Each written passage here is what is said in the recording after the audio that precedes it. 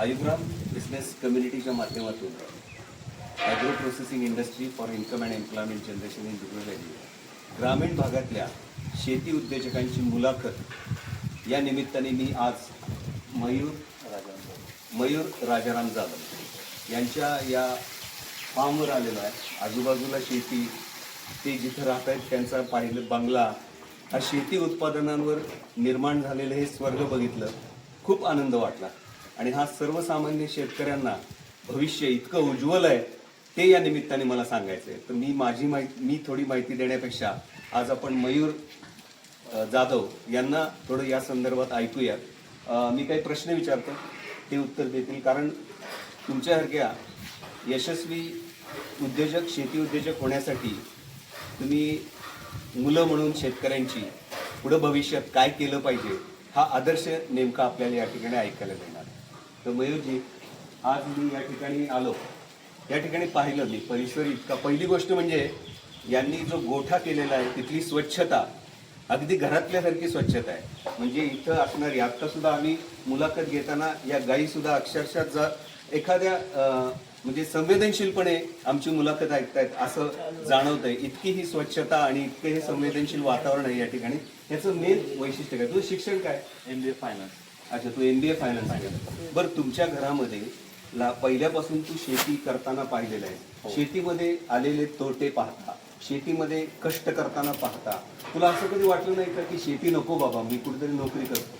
नाही, असं कधी काय वाटलं नाही की शेतीमध्ये म्हणजे कष्ट आहे तर कुठं जरी गेलं तर कष्ट करावं लागणार आहे. त्या दृष्टीने बाबा घरी राहूनच बाबा कुठला तर उद्योग स्वतः मालक होण्याची इच्छा होती पहिल्यापासून. शिफारसीशिवाय, लाचारीशिवाय स्वयंकर्तृत्वाने स्वावलंबी जीवन जगण्याचा मार्ग मयूरने स्वीकारला आणि त्या माध्यमातून आज हा शेती उद्योगामध्ये त्याचा हा किती गाईंचा गोठा आहे? आता तर 110 आहे. 110 गाईंचा गोठा आहे आणि अतिशय स्वच्छ आहे. आपण थोडं बघूया. या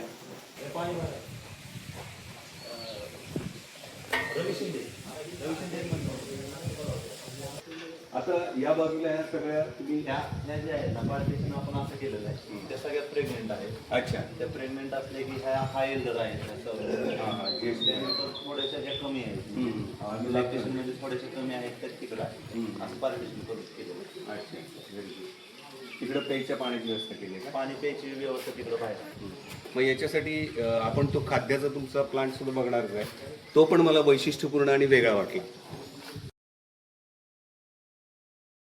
बघितलं यातल्या टेक्निकल गोष्टी बघितल्या तर मला तुम्हाला एक प्रश्न विचारायचा की इथं तुम्ही सिमेंट कुठलं वापरता आणि आत्तापर्यंत तुम्ही एवढ्या गायी या ठिकाणी सांभाळताय तर कुठल्या गायीने किती जास्तीत जास्त दूध दिलं आणि का दिलं? मेन कारण त्याचं आहे की आपण त्याची ह्या गायींमध्ये ब्लड लाईन वाढवत गेलो. ब्रीडिंगवर काम केलेलं आहे आपण. ब्रीडिंग निवडताना मी सुरुवातीला काय केलं की सिलेक्टेड अशा कालवडी घेऊन आलो. गायीनं आणता डायरेक्ट कालवडी आणल्या सिलेक्टेड अशा. मला अच्छा, म्हणजे सिलेक्शन ऑफ कालवडी हा महत्वाचा. हा, ते सुरुवातीला बेससाठी मी चांगल्या कालवडी निवडून आणल्या. त्यानंतर आपण त्यावरती ब्रीडिंग केलं.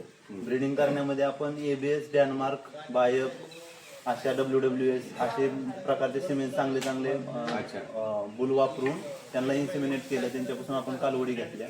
अशी कालवडी घेऊन असं ब्लड लाईन वाढवत आपण आता हायेस्ट आपली गोट्यावरती गाय आहे ती 48 लिटर ओली आहे. अच्छा, डेली लिटर्स तुमची गाय पर टाइम 24-25 लिटर. अच्छा, 24 लिटर एका वेळेस अशाप्रमाणे 48 लिटर दूध देते. म्हणजे सरासरी साधारण काढलं तर ऍव्हरेज 30 आणि गोट्याची कॅपॅसिटी गोट्याची आणि ही वाढतीच आहे पण कमी होत नाहीये कारण त्यांचे डेव्हलपमेंट वेळच्या वेळी चालू आहे. अर्थात हे अर्थशास्त्र, हे अर्थकारण आहे ना, हे खूप महत्वाचं. आता मला थोडक्यात अगदी सांगा की या 100 गायीपासून सरासरी उत्पादनांचं तुमचं काय आहे? आता 100 आपल्या टोटल मोठ्या गाय लॅक्टेशनवर नाहीत. मोठ्या गाय आपल्या केवळ 42 आहे. म्हणजे 42 गायीपासून आता दूध चालू आहे. तर त्या 42 मध्ये माझा आता काटा आहे 900 ते 950 लिटर. म्हणजे सरासरी 900 ते 1000 लिटर. म्हणजे रोज 1000 लिटर या ठिकाणी दूध तुम्ही या गोठ्यातून निर्माण करता आणि ते विकलं. सरासरी विक्रीचा आता दर आता सध्या 45 रुपये बसतो. अमूलचा आहे. आमचा चिलर प्लांट घेतलेला आहे अमूलचे. म्हणजे उत्पादनाचं साधन हे दूध आहे. दुधापासून साधारण एक 45,000 रुपये मिळतात. शिवाय हे जे आता हे आहे शेण आहे, त्या शेणाचं तुम्ही काय करता? शेणाचं आता कॉस्टिंग नाही मी काढलेलं नाही, पण का? काय करता? तर ते आमच्या शेतातच लागतंय, ते शेतातच आम्ही ज्यावेळेस आपण मका करणार आहे ते शेतातच आपलं म्हणजे मला वाटतं आता शेणाचा ट्रेलरचा दर काय चाललाय? 5,500-6,000 रुपये आहे. साधारण किती ट्रेलर विकतात? आता सरासरी जर काढलं तर महिन्याला एक 6 टेलर पर्यंत निघतं. म्हणजे ते 40,000 रुपये महिन्याचे. अशा प्रमाणे हे उत्पादन मिळतं आणि जो खर्च आहे तो त्यांच्या शेतातूनच त्यांनी मका आणि नॅपेर ग्रास नेपेर एक थोड्या प्रमाणात लावलेलं आहे आणि त्याच्यापासून त्यांनी जे तयार केलेले जे काही त्याला आपण काय म्हणतो तुम्ही मुरघास जो आहे तो मुरघास तुम्ही ज्या पद्धतीने या ठिकाणी तयार केलेला आहे ते सुद्धा आपण बघूया. ती पण माहिती द्या. आणि हा जो डोम आहे हां पाठीमागे दिसतोय तो आपण अशाच कारणासाठी केलेला आहे की जे आपण पाऊस वगैरे येत आहे ते पाणी येऊन जी इथं जी दलदल होती किंवा दलदल झाल्यामुळे जे मस्टॅडे होतोय जे मेंटेनन्स वाढतोय ते पाणी जसं कसं बाहेर काढता येईल त्यासाठी आपण हे प्रयोग केलेला आहे की बाबा पावसाचं पाणी बाहेर जावं, इथं कचकच होऊ नये. कचकच न झाल्यामुळे आपल्या मेंटेनन्समध्ये ते फायदा निघून जातो की बाबा खर्च कमी होतोय, गाय तंदुरुस्त राहते, स्ट्रेसमध्ये राहत नाहीत आणि उन्हाळ्यामध्ये बी असा फायदा होतोय की उन्हाची तीव्रता थोडीशी कमी होते त्यामुळे गायला हिट स्ट्रेसमध्ये जात नाही. व्हेरी हा आपला सायलेज पीठ आहे, यामध्ये 150 टनापर्यंत सायलेज तयार होतंय. 150 टन म्हणजे तुम्हाला दर वर्षाला किती लागतो? वर्षाला 2 पीठ आहेत, आज तिकडे पण आहे तो बी म्हणजे साधारण 300 टन लागतो. 300 टन म्हणजे 100 जनावरांसाठी साधारण 300 टन तुम्हाला मुरघास लागतो. 300 ते 350 टनापर्यंत मुरघास की जो तुम्ही वर्षभराचं इथं नियोजन करू शकता. या अशा प्रकारच्या याला काय म्हणता तुम्ही? सायलेज पीठ म्हणलं जातं. सायलेज पीठ मध्ये. अच्छा, व्हेरी गुड. म्हणजे अशा पद्धतीने. पण हे एवढं प्रेस करून कसं तुम्ही जेसीबीने प्रेस करता? जेसीबीने प्रेस केलं जातं. अच्छा अच्छा. कारण एवढ्या याच्यामध्ये किती 150 टन? 150 ते पावणे 200 टन पर्यंत बसतं. अच्छा. आणि समजा अचानक पाऊस वगैरे आला तर? पाऊस वगैरे आला आपण ताडपत्री टाकलेले अच्छा, हे प्रेस केल्यामुळं अजिबात हालत नाही. आणि ह्या कोब्याला इकडे डाळ असल्यामुळे सगळं पाणी बाहेर निघलं जातं. Very good.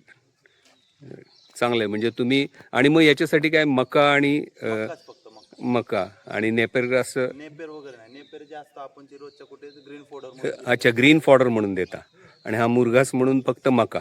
पण हे जेवढं एकदा जर तुम्ही प्रेस करायला सुरुवात केली तर बॅक एंडला तुम्हाला भरपूर मका लागत असेल ना? कमीत कमी 11 म्हणजे चांगली जर मका असली तर 8 ते 9-10 ते एकर मध्ये बसतं आणि थोडीशी बारकुटं. अच्छा, म्हणजे एवढ्या ह्याला तुम्हाला 10 एकर मका लागतो. हाही महत्वाचा विषय आहे की 10 एकर मका असेल तर साधारण 150 टन तुमचा मुरघास तयार होतो एका सायलेज पीठमध्ये.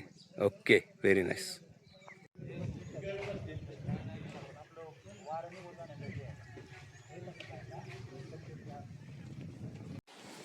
ही जी ब्रीड आहे ही जर्सी ब्रीड म्हणली जाते.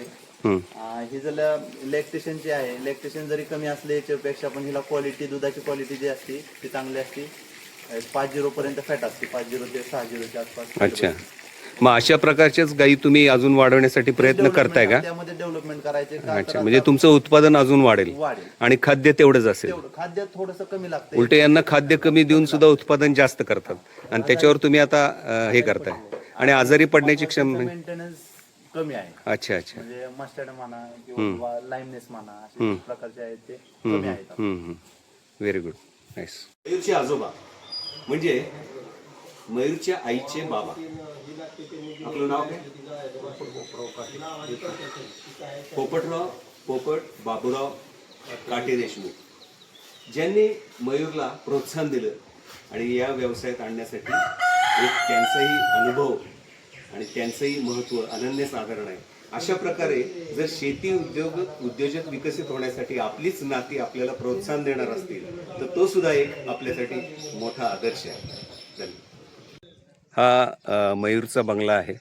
अतिशय स्टँडर्ड ऑफ लाईफ बघितलं तर अतिशय चांगलं वाटलं मला आणि अशा पद्धतीचं श्रीमंत मनाची भाजी भाकरी खाणारी ही मंडळी पाहून खरंच मनाला आनंद वाटतो.